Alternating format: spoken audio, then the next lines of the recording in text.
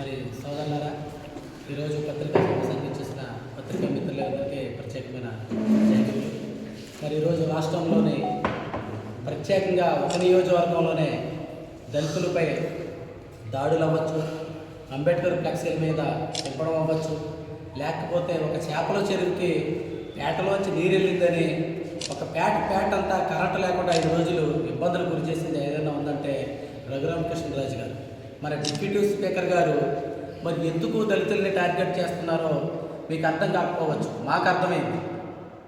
ఈరోజు మాల ఐపీఎస్లు ఐఏఎస్లు ఉన్నతమైన స్థానంలో ఉన్న వాళ్ళందరూ మాల సంఘాలకి మాల ఉద్యమాలకి ప్రత్యేకంగా సపోర్ట్ చేస్తూ మా కింద కులాలను కూడా మా వాళ్ళు గౌరవించుకుంటూ వాళ్ళ అభివృద్ధికి నడవడం జరుగుతుందండి.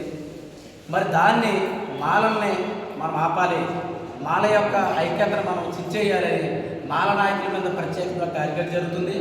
దాని మీదే ఏమి నాయకులు మా సోదరుడు పివి శ్రీనివాస్ గారి మీద ప్రత్యేకంగా ఆయన మీద దుష్ప్రచారం జరుగుతుంది.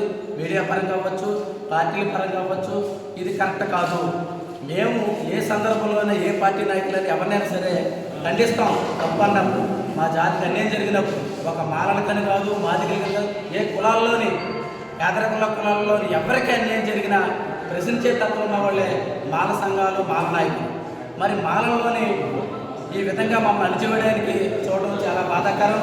దీన్ని ప్రభుత్వం ఏ విధంగా చర్యలు తీసుకుందో ప్రభుత్వం యొక్క మరి వికృత జ్ఞానాన్ని వదిలేస్తున్నాం. ఎందుకంటే దళితులకి ఏదో ఉద్ధరిస్తామని కూటమి ప్రభుత్వం వచ్చి దళితులకి సరైన న్యాయం జరగలేదు. దళిత పిల్లలు స్కూల్లో ఎన్ని ఇబ్బందులు పడుతున్నారో, దళిత పిల్లల యొక్క ఫీజులు కట్టలేక, వసతులు సరిగ్గా లేక, మరుగుదొడ్లు లేక అనేక ఇబ్బందులు జరుగుతున్నాయి. ఇది సరిగ్గా ఈ 6 నెలలు పూర్తిగా ఫెయిల్ అయ్యింది కూటమి ప్రభుత్వం. అది కాకుండా దళిత నాయకుల మీద టార్గెట్ చేస్తే సహించేది లేదు. ఈరోజు రాష్ట్రంలోని అనేక సమస్యలు ఉన్నాయి. సమస్యలను పక్కన పెట్టి దళితుల పేటలంట కరెంట్లు కట్ చేయడం జరుగుతుంది. ఇది కూటమి ప్రభుత్వానికి సరైనది కాదు. ఏమైనా ఉంటే దళితులకు అభివృద్ధి చేయండి. మీకు అధికారం వచ్చింది, మీకు దళితులందరూ ఓట్లు వేశారు కాబట్టి. కానీ వన్ సైడ్గా మాలకు టార్గెట్ చేయడం, దళితులను ఇబ్బంది చేయడం ఈ ప్రభుత్వానికి సరైనది కాదు. రఘురామకృష్ణరాజు గారికి అసలు ప్రత్యేకంగా చెప్పాలంటే మీ అందరికీ తెలిసిందే. ఆ డిప్యూటీ స్పీకర్ కోసం ఎన్ని బ్యాంకులను కొల్లగొట్టడం మీకు అర్థమవుతుంది. మరి అవినీతి పరుడికి ఒక ఉన్నతమైన స్థానం మరి ఎలా ఇచ్చారో మాకైతే అర్థం కాలేదు. ఎందుకంటే అప్పుడులోని డిప్యూటీ స్పీకర్లు ఎవరైనా ఉన్నారంటే చాలా నిస్వార్థపరులు, ఎటువంటి మచ్చ లేని వాళ్ళకి ఇచ్చి ప్రజల యొక్క పరిపాలన కూర్చోబెట్టి మంచి చెడ్డ చెప్పడానికి పెద్ద కూర్చోబెట్టేవారు. ఈరోజు ఆయన మీద బ్యాంకుల కొల్లగొట్టిన కేసులు ఉన్నాయి, అంబేద్కర్ ఫ్లెక్సీ ఇచ్చి క్షమాపణ చెప్పినవి ఉన్నాయి, ఆ నియోజకవర్గంలో ఇబ్బందులు ఉన్నాయి, గర్భపాలు గొడవలు ఉన్నాయి, అంబేద్కర్ స్టాట్యూని ఈ అన్నింటినీ పరిగణనలో తీసుకుంటా మరి చంద్రబాబు నాయుడు కావచ్చు, పవన్ కళ్యాణ్ గారు కావచ్చు, మోడీ గారు కావచ్చు, మీరందరూ కలిసి దళితులను టార్గెట్ చేస్తున్నారు. ఇదే దళితులను టార్గెట్ పిఠాపురంలో కూడా అదే జరిగింది.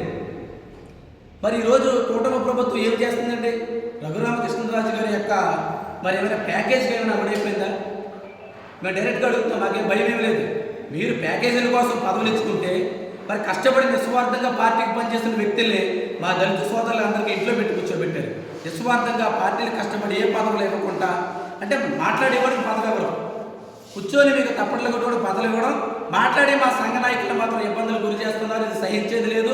మరి రాబో రోజుల్లో ఈ ప్రభుత్వం ఇటువంటి దుష్ప్రచారాలు మానుకోవాలి. మా దళిత నాయకుల మీద సునీల్ గారు అవ్వచ్చు, ఇంకా తదితర నాయకులు అవ్వచ్చు, మా యొక్క శ్రావణ్ కుమార్ అవ్వచ్చు, హర్ష కుమార్ అవ్వచ్చు, ఎవరి మీదైనా సరే దళిత నాయకుల మీద దుష్ప్రచారం చేస్తే సహించేది లేదని కూటమి ప్రభుత్వాన్ని హెచ్చరిస్తున్నాం. జై భీమ్, జై జై భీమ్.